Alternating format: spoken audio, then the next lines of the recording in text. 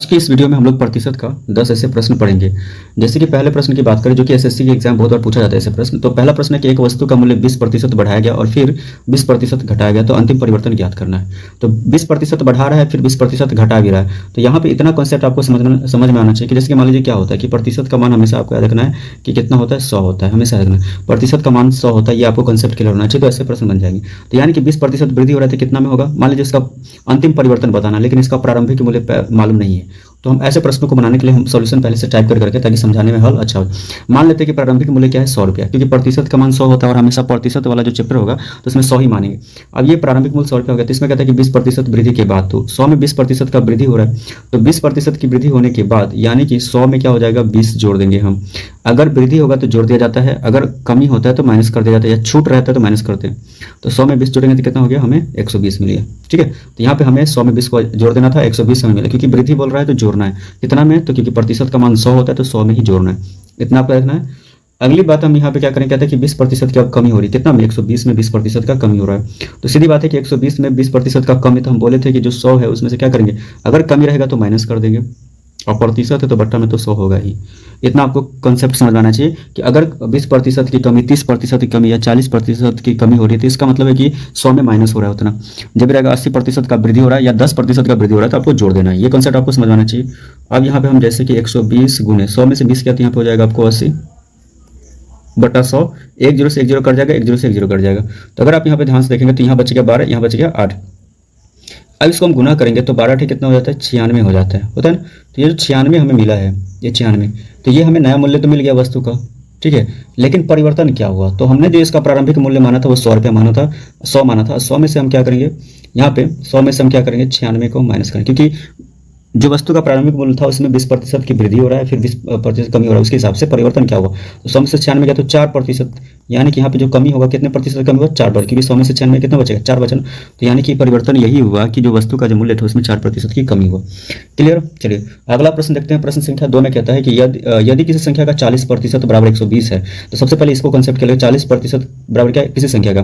तो सीधी बात है कि जो संख्या दी है बराबर में, उसको हम लिखेंगे 120 गुने प्रतिशत आ जाएगा यहाँ पे 100 में, और बट्टा ये हो जाएगा 40 में। ये आपको याद रखना है कि जो संख्या ये सीधा अपोजिट इससे घूम जाएगा। यानी थोड़ा सा फिर से आपको समझाते हैं, क्योंकि इसको देखिए आपके पास टाइम बहुत कम रहता है, तो इसके हिसाब से आप कॉन्सेप्ट एकदम फास्टली सीखेंगे जितना आप कॉन्सेप्ट हो। क्योंकि एसएससी के एग्जाम जितने भी होते हैं ना, रेलवे के जितने भी एग्जाम होते हैं, या बिहार पुलिस एसआई दरोगा के, तो उसमें जो आपको मैथ के जो क्वेश्चन आते हैं उसमें टाइम बहुत कम होता है और आपको फास्ट बनाना होता है। तो हम जैसे आपको बता रहे हैं ना, किसी संख्या, ऐसे प्रश्न देखिए, किसी संख्या का 40% बराबर 120 है, तो उसका 75% कितना होगा। तो पहले तो आप यहाँ समझिए इतना, 40% बराबर क्या कह रहा है, 120 है, किसी संख्या, वो संख्या मालूम नहीं है।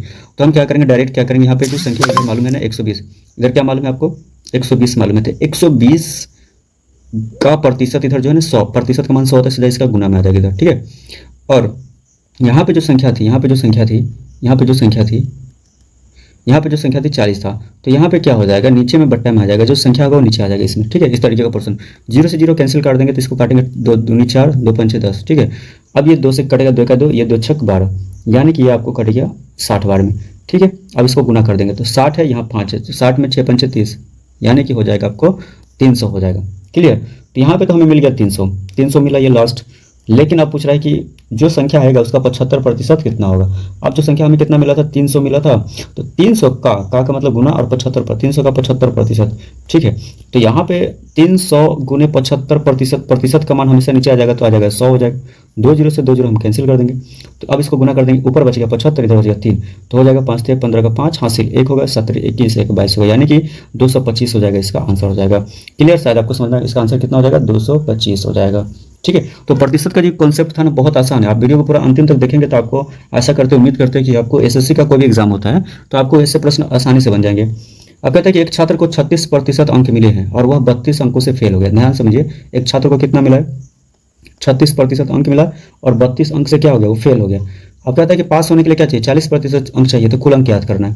तो सबसे पहले आपको समझना पड़ेगा कि यहाँ पे क्या हो जाएगा, ध्यान समझिए कंसेप्ट क्या कह रहा है कि 36% बच्चा को अंक मिला है और 32 अंकों से वो फेल भी हो गया, तो 40% अंक चाहिए उसको। तो क्या करेंगे, 40% में से कितना अंक और मिलेगा तो वो मतलब पास हो सकता है। तो पास होने के लिए कितना अंक और बढ़ जाएगा, तो 36% में, तो 40% में से हम क्या करेंगे, 36% माइनस करेंगे सबसे पहले। तो 40 में 36 जाएगा तो कितना बच जाएगा आपको, 4% बढ़ गया। ठीक है, तो आपको तो प्रतिशत निकल गया 4%। अब ये जो 4% है वो किसके बराबर होगा, तो यहाँ पे हम लिखेंगे जो प्रतिशत हमें निकल के आएगा 4% बराबर अंक कितना था, 32 अंकों से फेल हुआ है तो बराबर में देंगे 32। तो 1% बराबर हो जाएगा 1%, और इधर 4 गुना में है तो उधर जाता है, तो आपको पता है मैथ के कंसेप्ट से भाग में हो जाता है। तो 4 1 4, 4 8 32, और यहाँ पर हो जाएगा 8। ठीक है, यहाँ तक समझ में। अब यहाँ पे आपको समझना पड़ेगा कि 100% बराबर क्या हो जाएगा, 8 गुने 100, यानी कि 800 अंक हो जाएगा इसको आंसर। क्लियर, 100% और 1% का मान कितना आया था, 8 आया था, तो हम 1% के लिए 8 का मान रखेंगे, तो 100 गुने 8 यानी कि 800 अंक आंसर हो जाएगा। चलिए अगला प्रश्न देखते हैं, प्रश्न संख्या 4। इसमें कहता है कि एक संख्या में 30% की वृद्धि करने पर वो 520 हो जाती है, तो मूल संख्या ज्ञात करिए। मूल संख्या मान लेते हैं कि मूल संख्या आपको मालूम नहीं तो उसको हम x मान लिए। ठीक है, यहाँ पर देखिए सोल्यूशन के साथ अच्छे समझ लेते हैं। तो जो संख्या मालूम नहीं है, मूल संख्या नहीं मालूम, तो उसको हम क्या मान लिए, x मान लेते वो संख्या x है। तो सीधी बात है, यहाँ पे कॉन्सेप्ट अगर आप समझेंगे तो कहता है कि एक संख्या में 30% वृद्धि करने पर, अब कोई संख्या है, अब वो संख्या हम x मान लिया और उसमें कहता है 30% वृद्धि, तो हम आपको बोले थे कि प्रतिशत का मान कितना होता है, प्रतिशत का मान होता है 100। तो 100 में 30 क्या हो रहा है, वृद्धि हो रहा है, तो इसका मतलब इसमें 100 में 30 प्लस होगा कितना होगा, 130। तो हम सीधा यहाँ पे लिखेंगे 130 बट्टा प्रतिशत यानी कि 100, और बराबर में इधर हो जाएगा ये जो है ना 520 हो जाएगा। क्लियर, तो हम थोड़ा सा डायरेक्ट कॉन्सेप्ट को फास्ट लिखेंगे। यहाँ 30% वृद्धि करने पर 520 रहता है, तो हम सीधा करेंगे यानी कि x गुने 130 बट्टा 100 बराबर 520। ठीक है, थोड़ा सा इसको अच्छे से लिख ले, 520।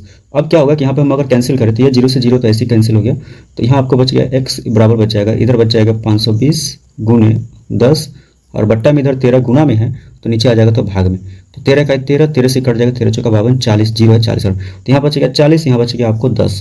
तो 40 10 को अगर आप गुना करते हैं, 40 10 को गुना कीजिएगा तो 400 है ना, तो 400 आपको मिल गया। तो यानी कि यहाँ पर आंसर इसका क्या होगा, मूल संख्या यानी कि 400 हो जाएगा। क्लियर, तो ऐसा प्रश्न बहुत आसान था, आपको समझना पड़ेगा।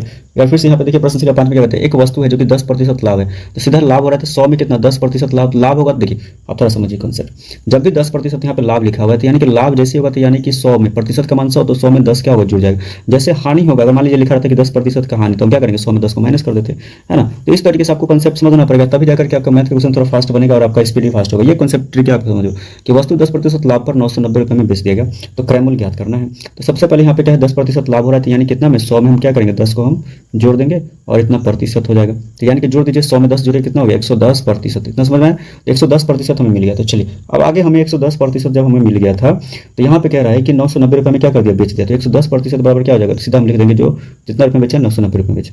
तो हम 1% यहाँ पे क्या करेंगे, हम यहाँ पे 1% का मान हम निकालेंगे, तो यहाँ पे क्या हो जाएगा 990 बटा 110, 0 से 0 काट देंगे, 11 का 11, 11 नंबर 99। ठीक है, तो हमें मान निकालना है, तो 100% बराबर क्या हो जाएगा 9 गुने हो जाएगा आपको 100, यानी कि आंसर हो जाएगा आपको 900। क्लियर, चलिए समझ में आया, बहुत आसान था यार। तो ये ऐसा प्रश्न आपको, तो और ये फिर से हम इस प्रश्न को समझाएंगे। एक वस्तु है जो कि 10% लाभ पर बेचा, तो 900 रुपये में बेच दिया, मतलब 10% लाभ पर 990 रुपये में बेच दिया है। तो 10% लाभ हो रहा है, तो सबसे पहले तो आपको 100 में 10 क्या करना है, जोड़ना है। ये प्रतिशत का मान 100 होता है, उसके हिसाब से आपको 110% मिल गया। चलिए ये कॉन्सेप्ट क्लियर। अब हमें क्या करना है कि 110% बराबर क्या हो जाएगा 990 रुपये बेचा, तो 1% का मान निकाल लेते हैं, तो 990, इधर 110 गुना में है तो इधर आ जाएगा तो भाग में, 0 से 0 काट दीजिए, 11 नंबर यानी कि 9 बार में कट गया। अब हमें क्या करना है कि 100% का मान निकालेंगे, तो यहाँ पर हो जाएगा 100 गुने 9, यानी कि यहाँ पे हो जाएगा 100 गुने 9 बराबर 900। तो 900 आंसर हो जाएगा, बहुत आसान है। चलिए और भी प्रश्न करेंगे, आप वीडियो में बने रहिए, बहुत अच्छे से समझ में आएगा। यदि ए बी से 25% अधिक, देखिए मान लीजिए कि ए है, ठीक है, बराबर यहाँ लिख देते बी। तो एक चीज़ यहाँ पे कॉन्सेप्ट आपको समझना पड़ेगा कि जैसे क्वेश्चन में दिया रहता है ए है और बी है, दो बात है, ए और बी दिया, तो कहता है कि ए जो है वो बी से क्या है 25%, यानी किससे, तो बी से, सीधी बात है बी से 25% अधिक है। क्लियर, यहाँ समझिए। तो यहाँ पे जिससे 25% अधिक होता है ना, तो उसको बराबर करने के लिए देखिए कह रहा है बी से 25% अधिक, तो बी ए में हम क्या करेंगे 25% से, तब जाकर के ए के बराबर होगा। क्योंकि अगर हमको बी 25% ए से कम हो जाएगा, क्योंकि देखिए यहाँ पे क्वेश्चन में कह रहा है कि ए जो है वो बी से 25% अधिक है, तो इसको बैलेंस करने के लिए बी में 25% से मल्टीप्लाई करना पड़ेगा ना। तो कहते हैं कि बी ए से कितना प्रतिशत हो, इतना क्लियर हो गया, सिंपल सी बात है। तो मान लेते हैं कि बी का मान क्या है, ऐसे प्रश्न को बनाने के लिए इतना तो कॉन्सेप्ट आपको समझा। चलिए अब ऐसे प्रश्न में हम क्या करेंगे, मान लेंगे कि बी का जो मान है वो कितना है 100, हमेशा 100 ही मानना है क्योंकि प्रतिशत का मान 100 होता है।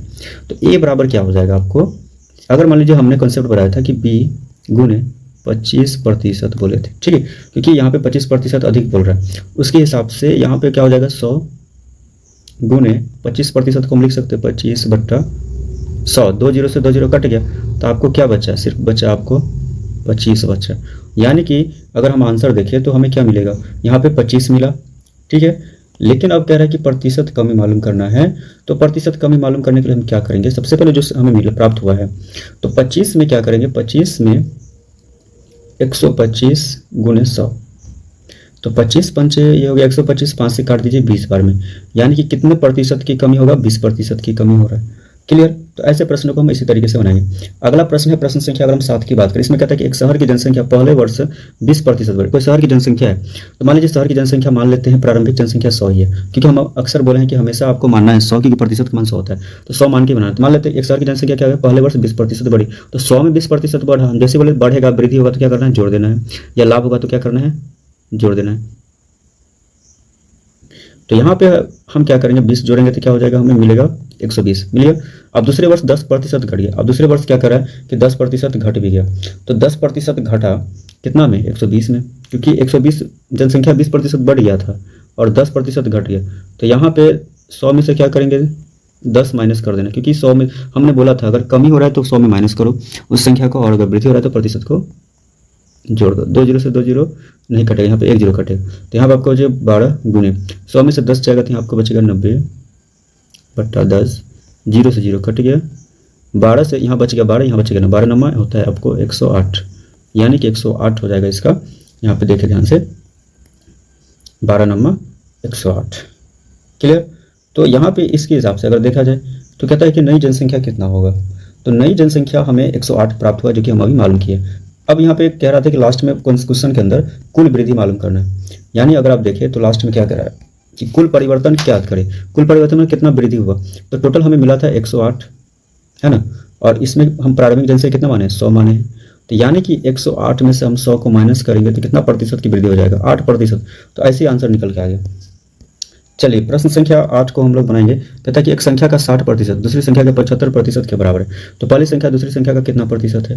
तो मान लीजिए देखिए ऐसे प्रश्न को हम सबसे पहले मानेंगे पहली संख्या ए है, दूसरी संख्या बी है, तो यहाँ पे पहली संख्या ए है और दूसरी संख्या को क्या मानेंगे?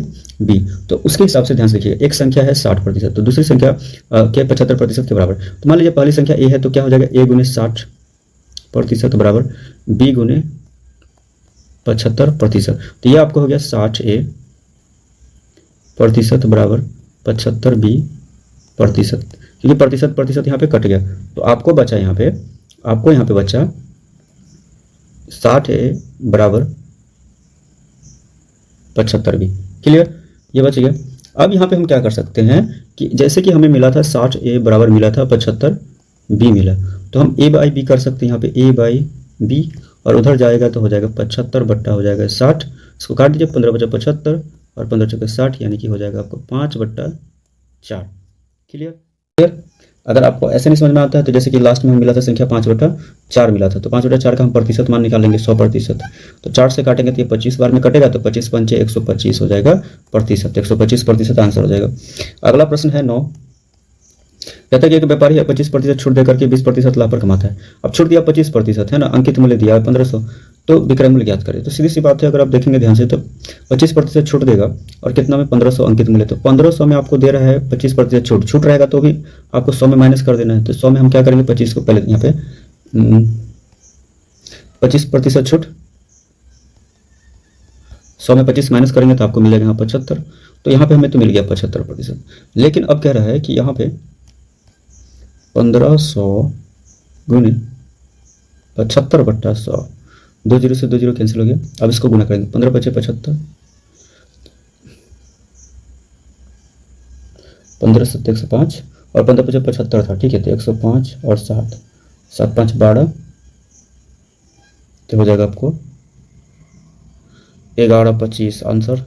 तो यानी कि 1125 रुपया हो जाएगा इसका करेक्ट आंसर। 15% 45 है तो संख्या का 80% कितना होगा? ये भी आसान है, कोई संख्या का 15% 45। सबसे पहले हम क्या बोले थे कि जो संख्या इधर दिया गया है, ऐसा प्रश्न बनाए थे, तो 45 गुना इधर का प्रतिशत उधर चला जाएगा, तो हो जाएगा मान प्रतिशत का 100, और जो संख्या इधर 15 दिया उसको बट्टा में चला गया। आप काट दीजिए, 15 के 15, 15 थे 45, तो आपको मिल गया यहाँ पे 300, तो हमें 300 मिल गया। अब क्वेश्चन के लास्ट में दिया है कि उस संख्या का 80% कितना, यानी कि जो संख्या भी प्राप्त हुआ 300 प्राप्त हुआ उसका 80%, तो यानी कि 300 गुने 80/100, 2 जीरो से 2 जीरो कट गया, यहाँ बचा 3, यहाँ बचा 80, तो 8 3 8 3 24 यानी कि 240 हो जाएगा आंसर। तो इस तरीके से हम मैथ का ऐसे ही मैथ के कॉन्सेप्ट आपको क्लियर चाहिए और भी बहुत सारे क्वेश्चन लाते रहेंगे, प्रैक्टिस करवाते रहेंगे, वीडियो के अंदर बहुत सारे कॉन्सेप्ट क्लियर करवाएंगे, हर तरीके का टॉपिक जाके आपके मैथ का टॉपिक क्लियर हो सके। तो चैनल को जरूर सब्सक्राइब करें, सपोर्ट करें। चलिए मिलते हैं, बाय बाय।